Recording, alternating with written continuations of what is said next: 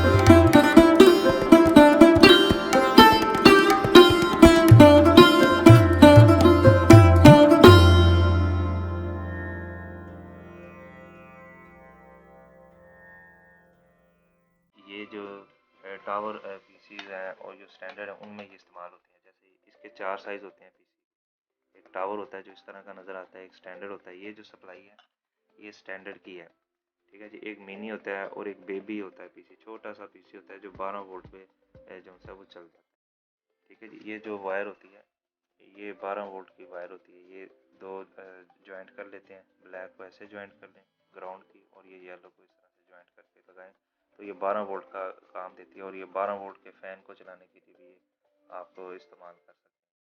तो ये वैसे अगर आप बेचें तो ये 150-200 की बिक जाती है। अगर मार्केट में लेने जाएं तो ये 1500 से कम नहीं आपको मिलेंगी। तो बेहतर ये है कि आप इस सप्लाई को जो है संभाल लेंगे, बाद में आपके कई मकासद के लिए।